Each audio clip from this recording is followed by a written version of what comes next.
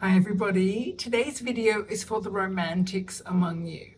It's for the women who really deep down always wanted to have a baby with a partner, with someone they love, but maybe you've got to the point where you've realized that isn't going to happen, and now you're faced with the choice of having a baby by yourself as a solo mum, as a single mother by choice, or missing out on having a child. And I want to talk in this video about the things that brings up, about the feelings of loss and of grief and of how difficult it is to let go of that dream of having a baby with a partner. And I want to talk about some of the blocks that can come up that can stop you from moving forwards as a solo mom, because you're worried about, how will I continue dating if I have a baby? Will I ever be able to meet a man again if I have a baby? Will I ever be able to find a partner if I have a child by myself? I want to talk about these fears, these blocks, these concerns. I want to share with you how I myself have journeyed through those and worked through those. And I want to share with you some resources that might help you work through these things so that you can come to peace and so that you don't miss out on having your beautiful child. So for those of you who don't know me, welcome to my channel. My name's TJ. I've actually had a baby by myself. She's now 2 years and 3 months old. And having her was honestly the best decision I ever made. But I did have her at 48 because I spent decades trying to find the right partner. And I really wanted to do it with someone I loved. And when I finally got to the point where I was ready to let that go, I was in my late 40s. So I have really journeyed with this one. And the last 2 years as a solo mum with this little girl who on this channel we call Little Star, my 2 years with Little Star have actually been the best of my life. So much so that I've actually made the decision to have a second child by myself.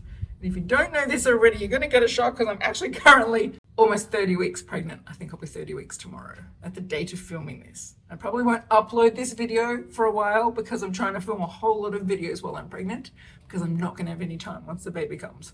But just know that on the day of filming this, I'm almost 30 weeks pregnant. This is a little boy. Both my children were created using donor sperm because I'm a solo mum. And also because I'm an older mum, they were created using donor eggs from the same donors, so they're full siblings. And I should say I'll be talking in this video about the yearning to have a baby with a man, with a male partner or a husband. That's just because my experience is a heterosexual one. So the journey I went through was of wanting to have a baby with a man, a beloved partner or a husband, and that didn't happen. So that's what I had to work through in order to have a baby by myself. But a lot of the things I'm saying in this video will apply to you equally if you're yearning to have a baby with another woman in a lesbian relationship.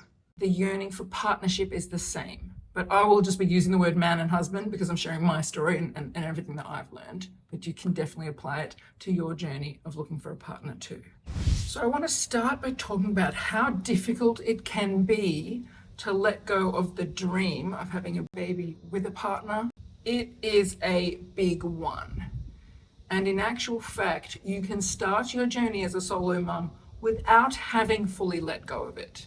Because I'm going to be honest, I still wanted to meet someone the whole time I was doing IVF. I still wanted to meet someone the whole time I was doing my egg donor journey. And I still wanted to meet someone the whole time I was pregnant. I've made other videos talking about how I dated during my pregnancy and how I would have been very happy to meet someone until the day I went to the hospital to give birth to my daughter. So you don't need to let this yearning for a partner stop you from going down this path. You can actually live with it. You can still have your mind open to meeting someone, but please don't let it stop you from progressing towards having a child. I've actually recorded a very long and detailed seminar talking about this, talking about how hard it can be to let go of the yearning to have a partner and how to take steps towards having a baby by yourself, even if you're still feeling that yearning, so that it doesn't stop you from having a child. So let me tell you, it stopped me from having a child until I was 48. Because it was only when I got to 46 and a half that I finally realized I might have to do this by myself. Until then, I was completely committed to doing it with a partner, and I was doing everything I could to get myself ready to meet the partner, to work through my romantic issues, to learn about men, to put myself out there, to date lots of people, to have lots of relationships. I was fully attached to that idea and committed to that. And it was only when I got to 46 and a half and I really realized, oh my goodness, my time is up for that. If I'm going to do this, I have to do this a different way. That I had this moment where I just opened my mind finally to another possibility. And I've made a whole video about that moment when I opened my mind and I realized my attachment to having a partner might actually be stopping this child from coming in that I could feel was wanting to come in. So I had to make a huge mental shift to open myself to that.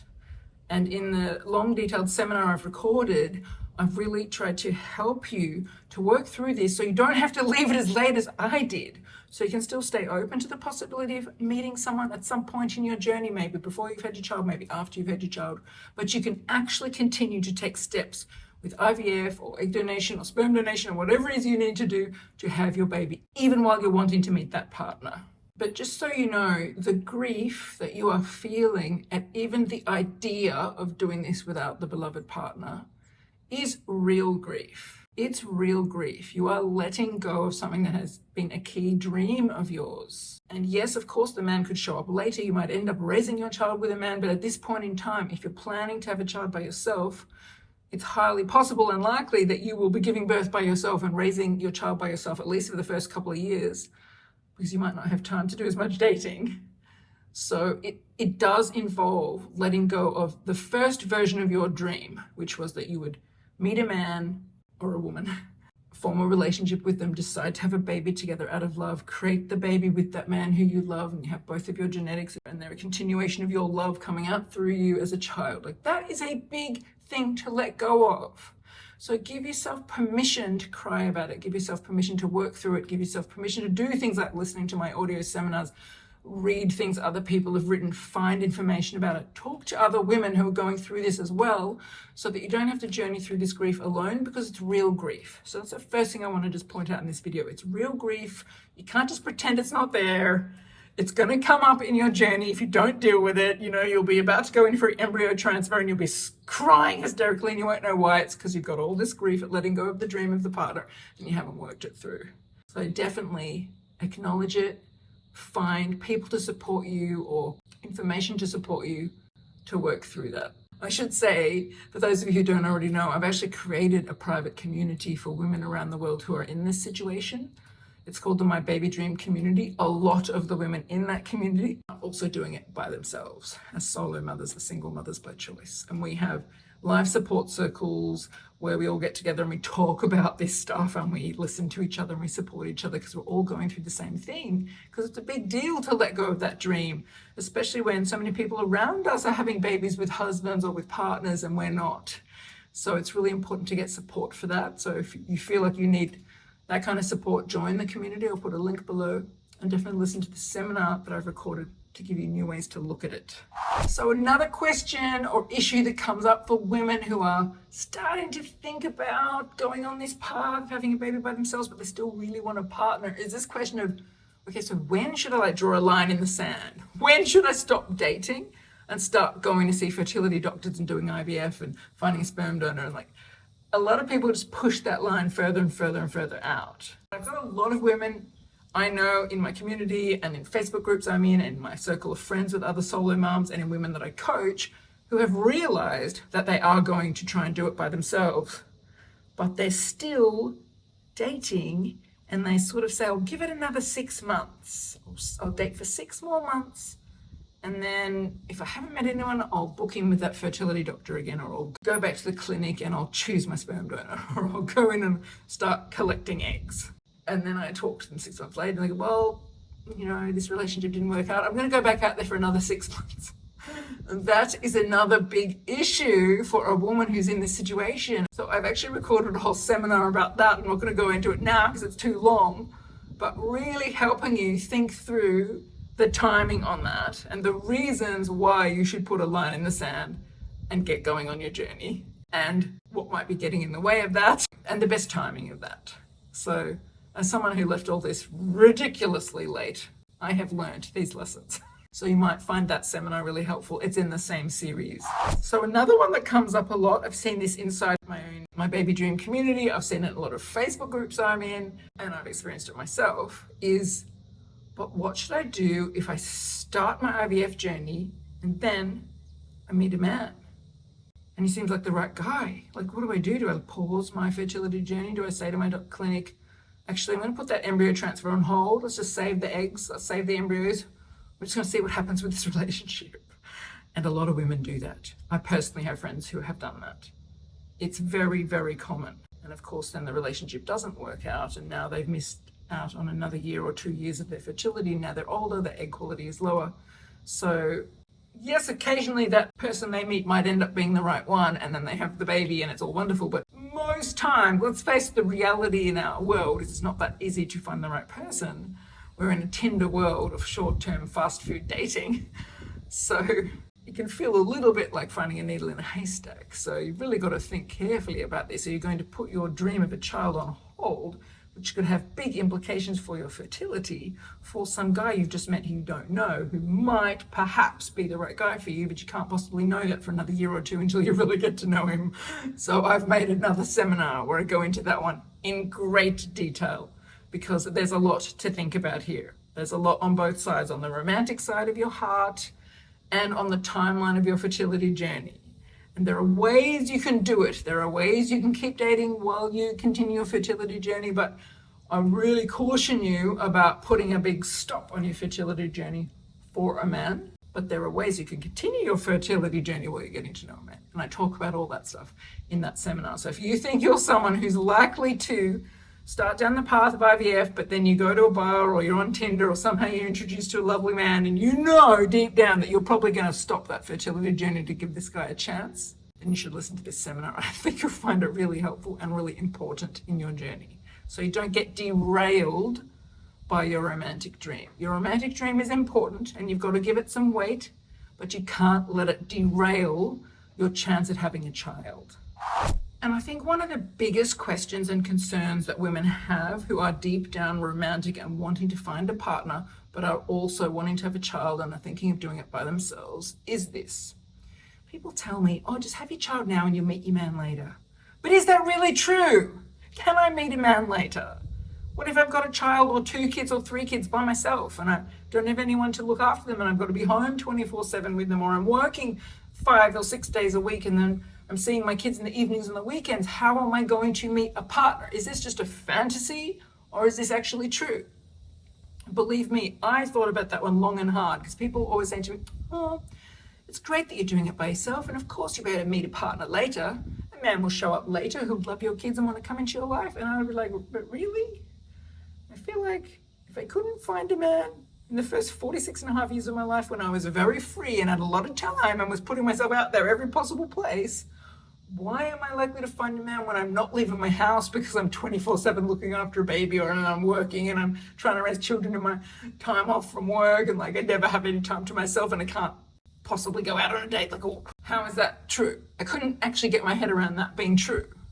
But then as I moved through the solo mum world more and more, I met more and more women who this had happened to. They had met a man later and they now had someone in their life.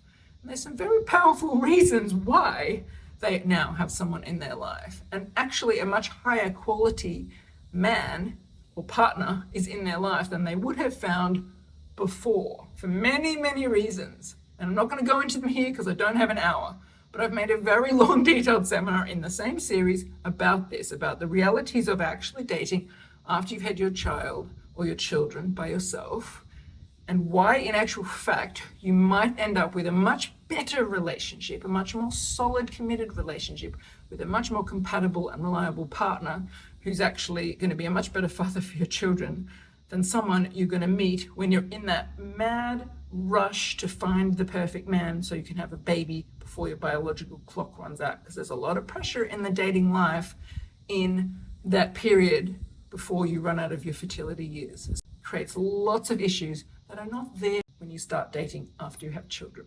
So I talk about all of that in great detail in the seminar. So if you're also having that question that I had of, but is it really true? Is it really true I could meet someone after I've had my child as a single mother by myself? Who's going to want to date that? Really? Are there really men out there who would be interested in that? Yes, there are. I've gone into that in a lot of detail. So definitely listen to that seminar if you have that concern or that fear. I think also a fear that I had, and that a lot of us have who are romantics at heart, is if I go down this path and have a baby by myself, will that turn me off love? Will I become kind of bitter and twisted and one of those people who's given up on love? Will I close my heart and just be a cynic? Well, firstly, no, you won't. If you're a romantic by nature, you're not going to suddenly turn into a cynic. You can't knock that out of yourself. It's a deep part of your personality. It's part of your psyche. It's part of your beingness. So it's not going to go away. But for those of you who are worried about it, I've actually recorded quite a long seminar about this one because it's one of the ones I was worried about.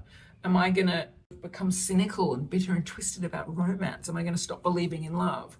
And it's turned out that I haven't at all stopped believing in love. I'm just as much of a romantic as I ever was. And I was worried I'll never be able to watch a rom-com again. I'll never be able to look at couples again. I'll feel so sad and so bitter and twisted and so cynical. No, that has not happened and it doesn't need to happen. But if you're worried about that, if that's something that concerns you, because I don't want to lose that part of myself that's romantic and that loves relationships and that loves love, you don't need to lose that part of yourself to do this, having a child by yourself. You really don't. And I've recorded a long seminar going into that, explaining why you don't, how you can keep that romantic part of yourself there, how you can nurture it and allow it to still be there and to still breathe and to still blossom and to still be a big part of you, even though you're making this choice to have a child by yourself. So definitely listen to that seminar in that series if you're worried about that.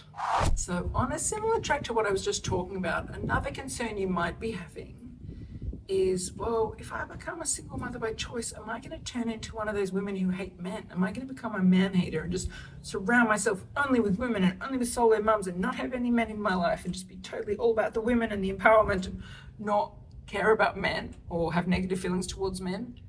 You don't have to. And I will say that I have met many women in the solo mum community who are very anti-men.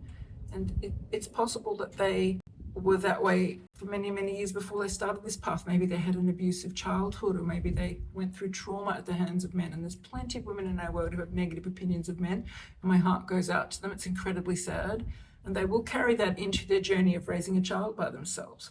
But if you're someone who doesn't have that belief and you don't have that thinking, you love men and you've had a great relationship with your brothers or your fathers or the men you've dated and you really would love to meet a man, that's not going to change. You're not going to turn into a man hater just because you have a baby by yourself. And I've actually recorded another seminar where I've really gone into this topic and strategies for how you can make sure that doesn't happen, how you can keep your heart open towards men as a species and also individual men who you come into in your life, how you can still stay in a feminine receptive mode and receive the gifts of the masculine, even though you've made this choice to be a single mother by choice. So you can definitely very much stay a woman who cares about men and loves men, and you just happen to be having a child by yourself because the pragmatic reality is you are going to run out of time and you don't have time to meet the perfect man. It doesn't mean you don't care about men and you don't love men, but you've just run out of time. You've got to now do it by yourself. These two things are not mutually exclusive. You can have a child by yourself as a single mother by choice, and you can still have a very high opinion of the men in your life and of potential future men you could meet. So I've discussed that in great length in that seminar. And on a similar note, this one is not really about men and women and dating, but it definitely applies to the romantics. I have met some women who are really concerned about going down the path of IVF because they feel that it takes away some of the sacredness of creating a baby. And that sacredness of creating a baby in loving union with a partner, with the masculine and the feminine coming together, and the magic of a conscious conception. And I really feel that one because I really wanted that. I wanted a conscious conception. I wanted the masculine and the feminine to come together in this moment where we could feel the baby being created and it was coming out of our love. And I've had friends say, but where's the sacredness? Where's the sacredness in doing this through a fertility clinic and a sperm bank and an egg donor or a sperm donor and putting them together in a lab? Where's the sacredness? And I'm telling you, there's a lot of sacredness in it. I've made a very long, detailed seminar about this one because I'm passionate about it. But the bottom line summary of that seminar is having my child, little star, by myself using a sperm donor and an egg donor has been the most intentional, conscious, love-filled process I've ever experienced in my life, because every single stage of it required me coming to such a place of peace and pure intention and inviting everyone I know to send love at a particular moment in time to help these little embryos get formed, or to help this embryo get put in my tummy, or to help this child be born. And it's the most intentional, conscious process I've ever participated in, much more than just having sex with someone, really. So if that's something you're worried about, which is probably a less common concern, but there are some women who are really committed to a conscious conception and maybe finding on a spiritual level the idea of going through an IVF journey really heartbreaking for that reason, please listen to that seminar, because I share in great detail lots of ways where you could build sacredness and ceremony into the entire process of having a baby by yourself. Yes, even if you're doing IVF or using a clinic or doing medical stuff. You really can make it a very sacred, meaningful, and special process. I have certainly done that, and I'm doing it again with this one. Gee, I get passionate about this stuff because I think about the fact that I had so many of these fears myself, and if I had let any of them stop me from doing this, I would not have my little girl in my life who I love more than anything on earth, and I would not have this beautiful boy that I'm carrying, who I know is going to be amazing. And when I think of the fact that I almost didn't do this because I was so attached to the idea of having a baby with a partner, I just want to cry, because I have been so blissfully happy for the last 2 years since little Star was born. I mean, those of you who've been watching my videos since the beginning know that. Like, I have had the most extraordinary 2 years. I've been so blessed. And I've been 100,000 times happier than I ever was in any romantic relationship I ever had in my life.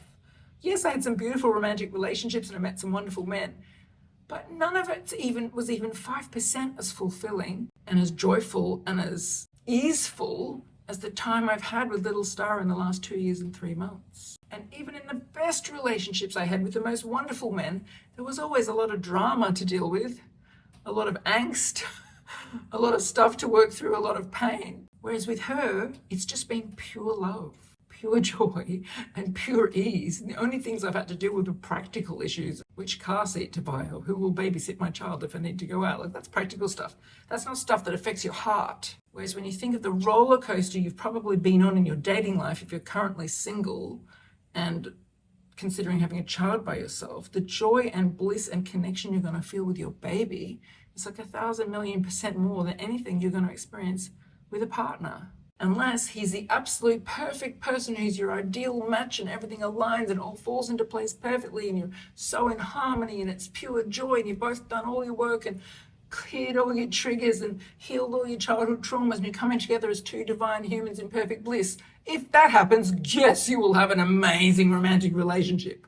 But if that doesn't happen, and let's face it, if it hasn't happened by now, it's not a high probability it's going to happen in the next few weeks, then the kind of normal relationships that most of us are having, especially in the time pressure of needing to find a partner so you can have a baby, those kind of relationships do not tend to be the blissful unions, the healthy, everything's beautiful, we're 100% compatible, we're in ease and flow, and we co-create our lives together, and every day we wake up and renew our vows of how much we love each other. That's not tending to be what's happening when we're dating in a mad rush to have a baby in our 30s or in our early 40s. And in contrast with that, the simple, pure joy of the love connection you will have with your baby is just astronomically easier. It's a pure love. There's no drama, there's no angst, there's no pain in it. It's just pure love, unconditional love in both directions.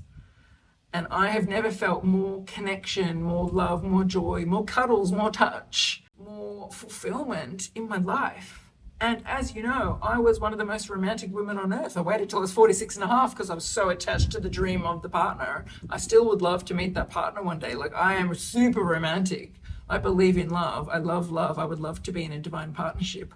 But I'm telling you, honestly, that my 2 years and 3 months with baby Star, with little Star, has been beyond blissful and 1,000% more blissful than even the most wonderful relationships I had over the course of my life. So that's one of the reasons I recorded this series, because I don't want women out there to miss out on this kind of bliss and joy and unconditional love that motherhood can bring you, because you're so attached to this fantasy of meeting this wonderful man who you might meet one day, but you haven't met him now. And now you need to have your child or you're going to miss out. And I don't want women to miss out on that beautiful connection with the child because they're so attached to this dream and they can't work through these fears and the grief and the loss of the dream. Or they put it on hold because they've just met another new guy and he seems like he might be the one. I just want to help women not make that mistake. Hopefully you will take this on what I've shared in this video and go deeper and listen to those seminars, which are much longer and much more detailed, talking about all these points, so you can come to a place of peace and choose, if it's right for you, to go down this path as a solo mother, knowing that you can still keep your romantic heart. There's still a chance you'll meet your beloved later, but right now, the right thing for you to do is to follow your other dream of having a child. The two dreams can be separate dreams. You can have them both, but maybe not in the order that you originally envisaged. So hopefully those seminars will help you. As I've said before, I do have this private community where you can connect with other women who are going through the same grief and the same issues and the same worries and the same fears and the same yearnings as you, because we have a lot of solo mums in my community. And we do these live calls where we all talk to each other face to face, kind of like Zoom, and support each other. So if you think that would help you as well, check out the link below, mybabydream.club, and hopefully I'll see you in there. I'm on there every day chatting with people, doing DMs, giving support, answering posts. So hopefully I'll see you in there. Well, I was really passionate about today's video because it's really close to my heart. So I hope you found it helpful. Over here, you'll see another video about concerns and issues that women have who are on the path towards becoming a solo mother or who are considering going down that path. I highly recommend you watch that video. You'll find it really helpful. Okay, guys, until my next video, I'm sending you so much love, so much baby dust. See ya.